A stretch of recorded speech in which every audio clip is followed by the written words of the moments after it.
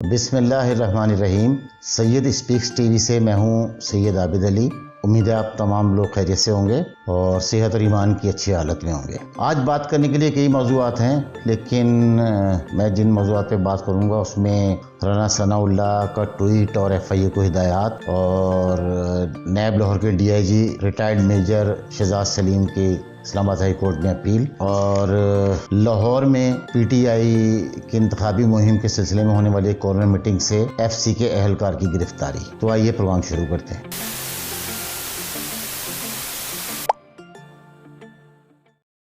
سب سے پہلے ہم بات کرتے ہیں وفاقی وزیر داخلہ رانا ثناء اللہ صاحب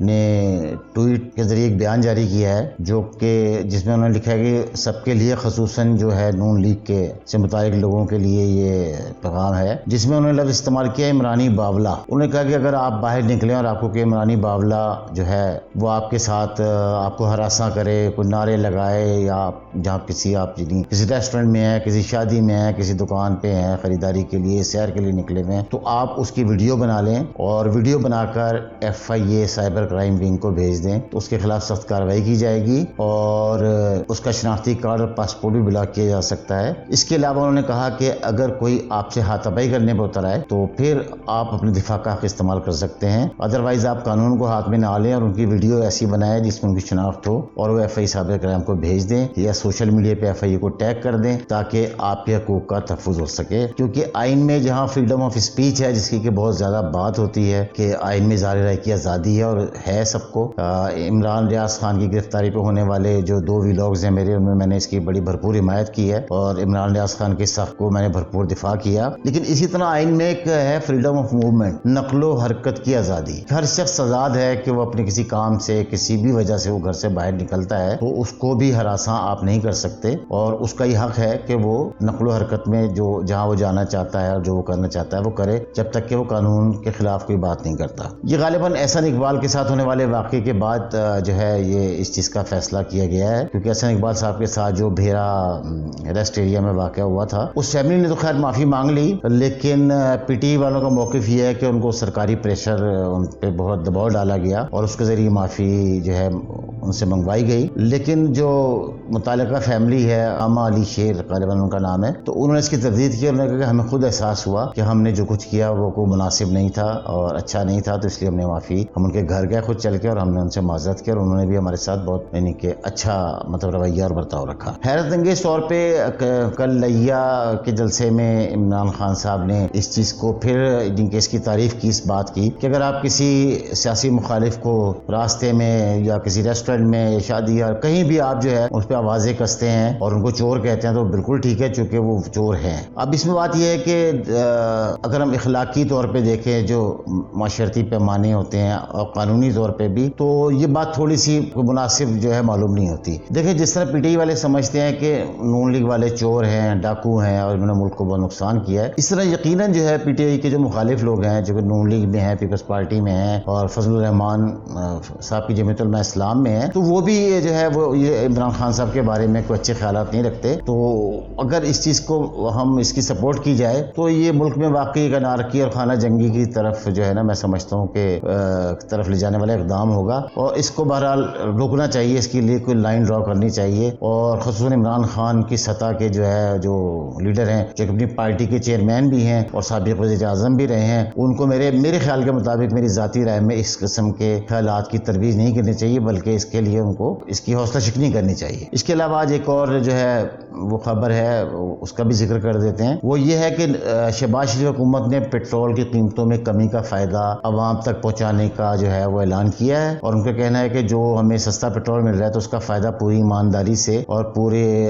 دیانتداری سے جو ہے عوام کو منتقل کیا جائے، کیونکہ عوام نے اس میں کافی تکلیف اٹھا رہے ہیں اور اٹھائی ہے، لہٰذا ان کا حق بنتا ہے کہ ان کو یہ فائدہ بھی منتقل کیا جائے۔ اور فی الحال جو ذرائع کے مطابق جو خبر خبر آئی ہے. اب اس کا اعلان تو نہیں ہوا کہ وہ کتنا کم ہوگا، لیکن ذرائع کے مطابق پٹرول میں 10 روپے لیٹر اور ڈیزل میں 25 روپے لیٹر تک کمی کا امکان ہے. اس کے علاوہ ایک اور بڑی اہم خبر ہے جس کو زیادہ اہمیت نہیں دی گئی، وہ ہے جناب D G NAB Lahore major retired Shahzad Saleem sahib. ان کو طیبہ گل بخاری کے الزامات جو انہوں نے لگائے تھے ان کے اوپر، جس میں کہا گیا تھا کہ ان کے سامنے اور ان کے عملے نے ان کے کپڑے اتارے اور ان کی ویڈیو بنائی. یاد رہے کہ پبلک اکاؤنٹس کمیٹی کے سامنے طیبہ گل نے D G NAB Lahore Shahzad Saleem پہ الزام لگایا تھا. انہوں نے اور ان کے اسٹاف نے ان کے سامنے ان کے کپڑے اتارے گئے اور ان کی ویڈیو بنائی گئی اور اس ویڈیو کے ذریعے ان کے شوہر کو ذہنی اذیت دی گئی اور ان کو بلیک میل کیا گیا. اب پبلک اکاؤنٹس کمیٹی کے چیئرمین نور عالم نے ڈی جی نیب اور D G NAB Lahore Shahzad Saleem کو دوبارہ طلب کیا ہے. اس طلبی کے خلاف D G NAB Lahore Shahzad Saleem sahib اسلام آباد ہائی کورٹ میں چلے گئے ہیں اور انہوں نے کہا ہے کہ پبلک اکاؤنٹس کمیٹی کو اس طرح کے معاملے میں انہیں طلب کرنے کا کوئی اختیار نہیں اور یہ آئین کی خلاف ورزی ہے. موجودہ قائم مقام چیف جسٹس اسلام آباد ہائی کورٹ عامر فاروق صاحب ممکنہ طور پہ کل اس کی سماعت کریں گے، لیکن یہ بڑا اہم مسئلہ ہے کیونکہ پبلک اکاؤنٹس کمیٹی پارلیمنٹ کی سب سے طاقتور اور سب سے بااختیار کمیٹی جو ہے وہ گنی جاتی ہے اور اس کے سامنے بڑے بڑے اداروں کے تمام چیئرمین اور دوسرے طاقتور لوگ سیکریٹریز وغیرہ جس کی طلبی میں پیش ہوتے ہیں اور یہ آئینی تقاضا بھی ہے اور اس کو ہائی کورٹ کے برابر اختیار بھی حاصل ہے. اس میں یہ پیش نہ ہونے والے کے خلاف جو ہے وہ ہائی کورٹ کے لیول پہ کارروائی کر سکتے ہیں، ان کے وارنٹ جاری کر سکتے ہیں اور ان کو سزا بھی دے سکتے ہیں. لیکن ڈی جی نیب جو ہے شہزاد سلیم جو ہے لاہور کے ڈی جی جو ہے انہوں نے اس کے خلاف اپیل کی ہے اسلام آباد ہائی کورٹ میں اور انہوں نے کہا ہے کہ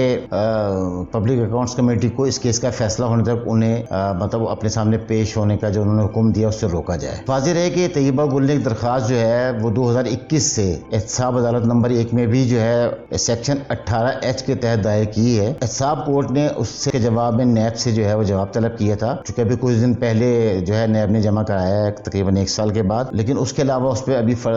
مزید کوئی کارروائی عمل میں نہیں لائی گئی اور نہ ہی ان الزامات پہ، کیونکہ الزامات کافی پرانے ہیں. جاوید اقبال صاحب کی ویڈیو آئے ہوئے تقریباً 2 سال کا عرصہ ہونے والا ہے، تو اس کے بعد بھی نیب نے خود کوئی انکوائری کسی بھی شخص کے خلاف کسی بھی اتنے سنگین الزامات کے باوجود خود کوئی انکوائری نہیں کی. ایک اور خبر جو کہ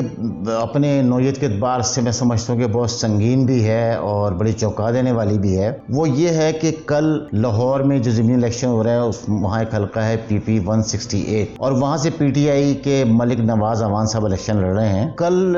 پی پی 168 میں ہونے والی ایک کارنر میٹنگ پہ جو ہے وہ پولیس نے چھاپا مارا کیونکہ پولیس کو اطلاع ملی تھی کہ وہاں اسلحے کی نمائش کی جا رہی ہے اور وہاں سے انہوں نے ایک شخص کو گرفتار کیا جس کا تعلق جو ہے فرنٹر کانسٹیبلری سے ہے. یہاں سے گن لے کے ان کے پرائیویٹ بندوں کے ساتھ تم کیا کر رہے ہو؟ میں ڈیوٹی ہے سر، کیا کریں، ادھر سے بھیجے تو ان کے ساتھ آئے. کس نے بھیجا آپ کو؟ ادھر ہمارے جو کمانڈر صاحب. آپ کے کمانڈر کا کیا نام ہے؟ آئی جی صلاح الدین مسعود. آئی جی صلاح الدین مسعود نے تمہیں بھیجا ہے پرائیویٹ بندوں کے ساتھ؟ ہاں، وہ حاضر سروس جو ہے وہ اس میں سپاہی ہے فرنٹر کانسٹیبلری میں اور اس کا کہنا ہے کہ اس کو آئی جی ایف سی حاجی صلاح الدین محسود صاحب نے بھیجا ہے اور وہ ایف سی کے ایک بڑے افسر جاوید صاحب کا بہنوئی ہے، تو اس لیے کے پی کی حکومت نے اسے معاونت کے لیے بھیجا ہے. وہ ایک پی ٹی آئی کا امیدوار ہے، ایک پارٹی کا امیدوار ہے، تو اس کو یہ جو بھیجنا ہے نہ تو کسی قانون کے تحت درست ہے نہ ہی آئین کے تحت درست ہے اور اس سے ان الزامات کو تقویت پہنچتی ہے کہ پی ٹی آئی حکومت جو ہے کے پی کے اور گلگت بلتستان حکومت کے جو وسائل ہے وہ اپنے پارٹی مفاد کے لیے استعمال کر رہی ہے. اب یہ سچ ہے یا جھوٹ ہے، غلط ہے یا صحیح ہے، تو پھر بعد میں ثابت ہوگا. عمران خان صاحب پی ٹی آئی کے چیئرمین لانگ مارچ کے لیے اسلام آباد آئے تھے، تو اس وقت بھی حکومت نے الزام لگایا تھا رانا ثناء اللہ صاحب نے کہ ان کے ساتھ سینکڑوں جو لوگ تھے وہ مسلح تھے اور وہ کے پی کے پولیس، ایف سی اور گلگت بلتستان کے جو ہے نا سیکیورٹی اہلکار جو ہے وہ یہ غیر قانونی طور پہ لے کے آ رہے تھے اسلام آباد، تو اس لیے ہم نے ان کو مطلب ایک روکا. اور خود عمران صاحب بھی کہہ چکے ہیں کہ کچھ لوگوں کے پاس اسلحہ تھا جس کی وجہ سے میں نے وہ جلسہ ڈی چوک پہ میں نہیں لے کے گیا. تو بہرحال کافی ساری چیزیں ہیں. اب یہ تحقیقات کے بعد ہی جو ہے معلوم ہو سکتا ہے کہ حکومت کے الزامات کتنے سچے ہیں یا عمران صاحب کے الزامات کتنے ٹھیک ہیں. لیکن بظاہر جو ہے جو ہمیں نظر آ رہا ہے ایف سی کے ایک حاضر سروس اہلکار کا پی ٹی آئی کے ایک صوبائی اسمبلی کے امیدوار کی مہم میں حصہ لینا، اس کو آپ کسی طور پہ بھی جائز اور صحیح قرار نہیں دے سکتے. تو باقی پاکستان میں بہت کچھ ہوتا ہے، ہوتا رہا ہے. یہاں آپ کو پتہ ہے طاقتور کے لیے قانون تو نہیں ہے، قانون صرف میرے آپ کے جیسے عام انسانوں کے لیے ہے۔ طاقتور شخص خواہ وہ کسی بھی پارٹی کا ہو، ان کے لیے قوانین بھی جو ہے وہ لاگو نہیں ہوتے اور ادارے بھی چپ ہو جاتے ہیں، ان کے خلاف کوئی کارروائی بھی نہیں ہوتی، جس کی بہترین مثال ہے جسٹس جاوید اقبال کی ویڈیو آنے کے بعد آج تک اس پہ ایسی چپ سادھ لی گئی۔ اتنا بڑا اسکینڈل تھا، اتنا سنگین الزام تھا، لیکن کسی بھی ادارے نے، کسی بھی حتیٰ کہ میڈیا نے بھی حکومت کے پریشر میں اس کو بالکل بھی ایک جس طرح آواز اٹھانی چاہیے تھی وہ نہیں اٹھائی۔ اور دیکھتے ہیں اب